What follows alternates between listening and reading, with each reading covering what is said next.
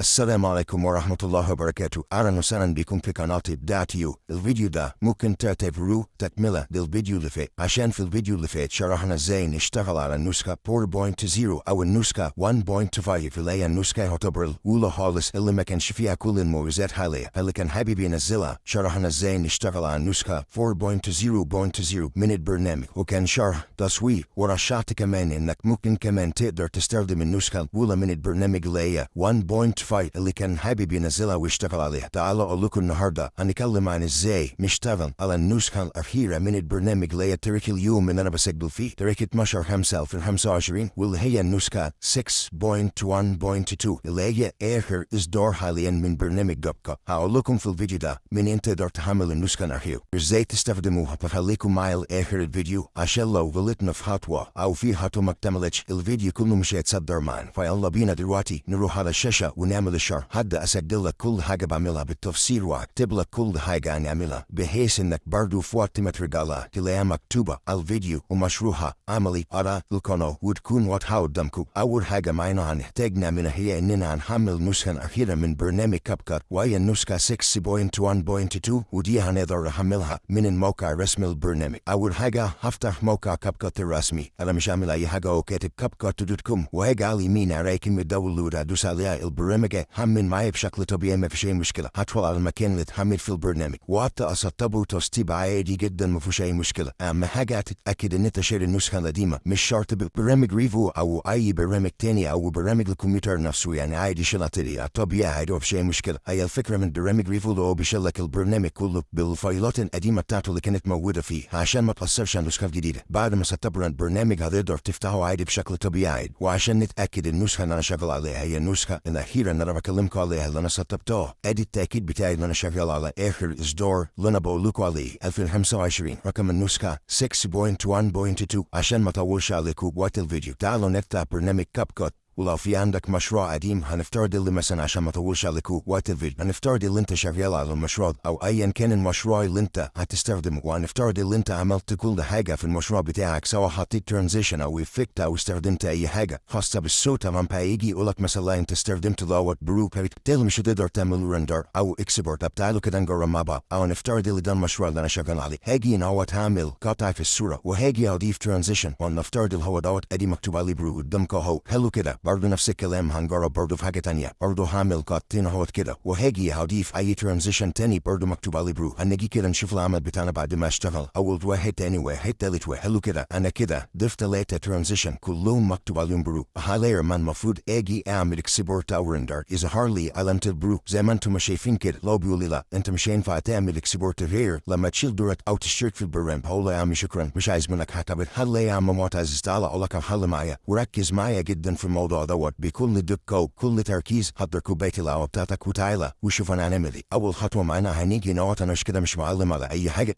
اجي نهوت هدوس على موديفاي على اليمين خالص في البرنامج وهعمل اعدادات ديت زي ما انتم شايفين كده. واضحه لي اختار اول اعدادات اللي هي كوبي ميديا تورجك، اجي على الفريم ريت اخليها 60 فريم، اجي على الاداء او اللي هي البريفورمانس لو ديت شغاله عندك اقفلها زي ما انا مقفلها كده وادوس سيف. الخطوه الثانيه هاجي على مساحه العمل اللي انا شغال عليها وادوس كليك يمين وهاجي على كلمه رندر واختار اول استيال. خلي بالكم اول ما ادوس على الاستيراد مش هحرك الماوس نهائي، بقرر دوت ما تحركش الماوس بتاعك نهائي عشان خاطر تحريك الماوس هو هيفقد العمل اللي احنا عملناه دوت. هاجي ادوس عليه زي ما انتم شايفين. لو لاحظتوا فوق ابتدى يهد معايا يعمل رندر للمشروع بتاعي. طبعا دوت بيختلف من جهاز للتاني، يعني دوت بيعتمد على سرعه الجهاز. لو طبعا يعني انتم مثلا شايفين احنا متجرب على صوره، فهو مثلا انا خلي بالكم بكلمكم مش عامل اي مونتاج في اللقطه دي تسيب بالعادي طبيعي معايا عادي، فدي بتعتمد على سرعه الجهاز بتاعك، المشروع بتاعك كبير او صغير او كده. خلاص معايا اهو تمام كده. لو لاحظتوا الماوس ما اتحركش من مكان فلازم تحافظوا على عدم حركه الماوس. الخطوه الثالثه هعلم على المشروع بتاعي كده كله او كنترول اي، وبعد كده هدوس الت جي بحيث ان انا احفظ المشروع بتاعي كله في جروب واحد، وهدوس كليك يمين واختار الكلمه ديت اللي هي بري بروسيس كومباوند كليب. هلاقيه برضه ابتدى يهد معايا تحت هنا زي ما انتم شايفين. هسيبه لغايه ما يخلص خالص، ودي برضه بتعتمد على امكانيات الجهاز بتاعك وعلى بروجكت انت شغال عليه. انا بكلمكم حاليا دلوقتي وهو بدون اي مونتاج سايبه يهد معايا، لان دوت انا بعمل تيست قدامكم على الطبيعه، مصور لكم الشاشه على الطبيعه بدون اي مونتاج والعد طبيعي جدا. كل الكلام ده بيعتمد على سرعه الجهاز بتاعتك وامكانيات الجهاز بتاعتك.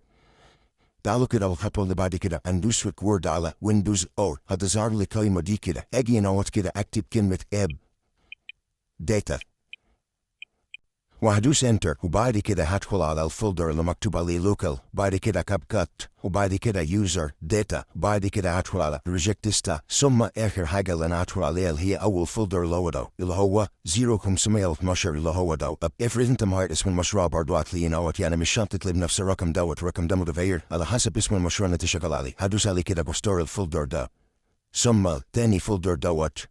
لو لاحظتوا خدت بالك دي مشاريع انا كنت شغال عليها قديمه قبل ما اجرب اللي انا بقول لكم عليه. انا ليه وضفت لكم الصور ديت ولسيت كل حاجه زي ما هي؟ انا عايز اقول لك الفيديو دوت اللي انا بسجله لك دوت اتسجل مرتين تقريبا. اول مره لو لاحظتوا انا بكلمك وبقول لك سيب الفيديو بتاعك وما تحركش الماوس، دي كانت نتيجه تحريك الماوس بتاعي اثناء الرندر بتاعه، ما ظهر مش حاجه هنا اهو. حلو كده اثناء الرندر بتاعه لما انا قلت لكم سيبوا الماوس لما كان بعيد فوق ان هو كده قلت لكم ما تحركوش الماوس. انا اثناء تسجيل الفيديو اول مره كل ده اللي عملته راح ابتديت اسجل تاني، فبالتالي لما جيت اشوف العمل بتاعي انت في الاخر لو مظهر لي طيب دي الصوره الاخيره اللي انا اشتغلنا عليها. تعالوا دلوقتي نعمل بالصوره ديت. تاخد الصوره ديت مع الشغل اللي انا عملته هنا لاخر مره هوريك لما اجي اعمل بلندر اظهر الرساله بتاعي بتاعت البروك. تعال نرجع كده بقى. انا كده اخدت الملف بتاعي اللي انا جبته وعملت له ريندر وعملت له استبدال. ركزوا جدا، استبدال للملف بتاعي دوت، يعني لازم تظهرك الرساله اللي ظهرت لي دي. لو بيقول لي انت متاكد ان انت تعمل استبدال للملف دوت فاقول له. طب تعالوا كده نجرب الفيديو بعد ما عملنا استبدال. ادي اول ترانزيشن ضفناه، وادي التاني، وادي التيب. تعالى كده بشوف السعر. بعمل ريندر، رسالة الريندر اختفت، واصدر لكم الملف كمان عشان تتاكدوا.